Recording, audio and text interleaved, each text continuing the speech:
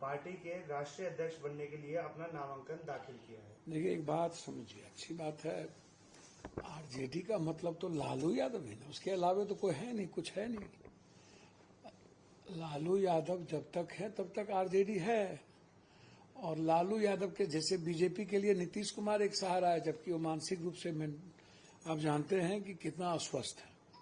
लेकिन सबको पता है कि नीतीश कुमार ही नैया पार करा सकता है, या नीतीश कुमार के कंधे पर रख करके। अब इधर से होम मिनिस्टर अमित शाह जी कहते हैं कि मुख्यमंत्री का कोई अभी क्लियर नहीं है और चुनाव के बाद होगा। तो आप समझ लीजिए कि सिर्फ नैया पार लगाने के लिए अब बचे हैं आरजेडी, या आरजेडी के जो जिनको अवसर मिला हुआ है, मिल गया विरासत में, जिनको बहुत सारी चीजें मिल गई, दो बार उनको विरासत में मिली और उन्होंने खुद को अपने को स्थापित नहीं कर पाए।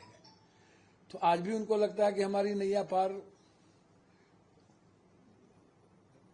उस व्यक्ति से ही हो सकती है जो कर्पूरी जी और जगदेव बाबू के बाद जब एक टीम बनी, चाहे जॉर्ज हो, शरद जी हो, रामविलास हो, नीतीश हो, लालू यादव हो, तो एक मुलायम सिंह यादव हो, ये लोग एक उस वक्त जब कांग्रेस के खिलाफ एक परिवर्तन की बात आई तो उसमें ये लोग आए। और आज लंबे समय के बाद भी आप इसको समझिए, जब वो अस्वस्थ रहते हैं, उन पर इतना प्रेशर की आज जरूरत नहीं है। उनको दीर्घायु होने की हम सबको कामना करना चाहिए, उनको स्वस्थ की कामना करना चाहिए। लेकिन कुछ लोग ऐसे हैं जो उनके लाश पर भी राजनीति करना चाहते हैं, जैसे बहुत सारे लोग हैं। तो इस बात को समझिए, आप हल्के में इसको नहीं लीजिए। जब वो बीमार पड़ते हैं तो कोई देखने नहीं जाता है, जब वो संकट में रहते हैं तो कोई देखने नहीं जाता है। आप समझिए। तो इसीलिए लालू यादव जी आजीवन अध्यक्ष हैं, और लालू यादव जी के बाद अध्यक्ष बनने के लायक कोई है भी नहीं आरजेडी में। दिलीप जायसवाल उन्होंने कहा है कि हमें जो चुनाव है वो मुख्यमंत्री नीतीश कुमार के चेहरे पर ही लड़ने वाले हैं, और उन्होंने नारा भी दिया है 2025 फिर से नीतीश। देखिए, एक बात समझिए, अमित शाह जी का आप लगातार बयान देखिए। अमित शाह जी ने बहुत क्लियर कहा। देखिए, संकट मोचक कौन है बीजेपी के? अमित शाह जी। चाहे उसको वर्तमान में, अब कल के चाणक्य और चंद्रगुप्त का इतिहास अलग था, वर्तमान में पोलूट है, तो चाणक्य का भूमिका अमित शाह जी निभाते रहते हैं।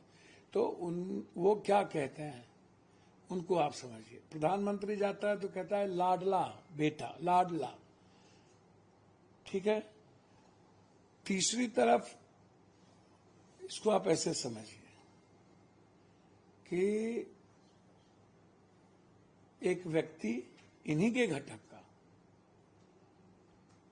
जो कहता है मेरा दिल धड़कता है बिहार के लिए। अब कितना किनका दिल धड़कता है, तो भैया धड़कता है तो पहले एनडीए छोड़ दीजिए ना, फिर धड़कन शुरू कीजिए। चित भी मेरी, पट भी मेरी, बड़ों के बाप, कन्यों के बाप। और एक तरफ आप अग्निवीर को गलत कहते हैं, दूसरी तरफ कहते हैं कि लंबे समय तक बिहार की दुर्गति हुई है। तो डबल इंजन की सरकार किसकी है? और आप उसी घटक दल के एक मंत्रिमंडल में हैं। तो आप बिहार को आप लोग मिलके कितना बेवकूफ बनाइएगा? बेवकूफ समझते हैं बिहार की 13 करोड़ लोगों को। सबने तो 15 साल और 20 साल बिहारी को बेवकूफ बनाए हुए किए। भैया, मौका तो सबको मिला। तो अभी की जो स्थिति है बीजेपी की, बीजेपी के बारे में दो बात समझिए।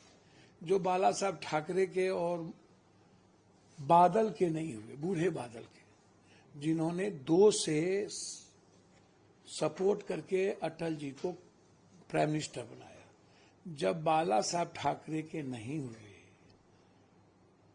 और बादल के नहीं हुए, और इनके कैरेक्टर में किसी का होना है ही नहीं।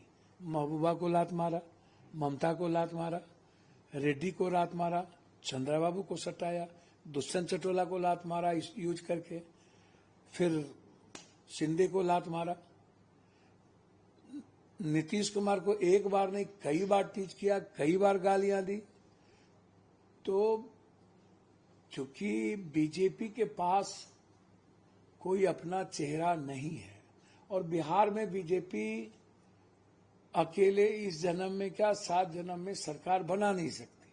अब बीजेपी की गिद्ध दृष्टि है कि मैं सब जगह सरकार बना लिया हूं, एक बार बीजेपी की सरकार बिहार में बन जाए तो बीजेपी को ट्रांसफरेबल पद के लिए नीतीश कुमार के नाम के अलावे कोई रास्ता नहीं बचता।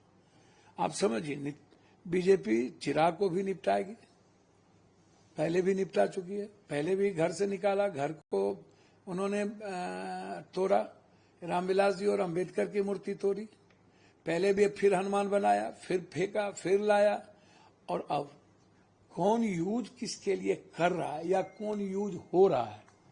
अब दिलीप बाबू बेचारे के बारे में क्या कहना, वो भाई है हमारे, उस पर मैं बहुत कुछ नहीं कह सकता हूं, लेकिन दिलीप बाबू से मेरा आग्रह है कि अमित भाई का बयान जरूर पढ़ लें और एक बार उनको भी समझ लें। मुंह में राम बगल में छुरी, नहीं हो कम तो थोरम थोरी। वैसे ही जदयू में आप बहुत विभीषण पैदा कर चुके हैं, खंजर तो भोंकना ही है। 5 बजे शाम के बाद नीतीश को तो राजनीतिक रूप से ये लोग खत्म करेंगे, या तो फिर 2 महीना 1 महीना इस्तेमाल करके छोड़ेंगे, लेकिन बकरा के माय कब तक खैर बनी है, कटना तो बकरे को है। धन्यवाद।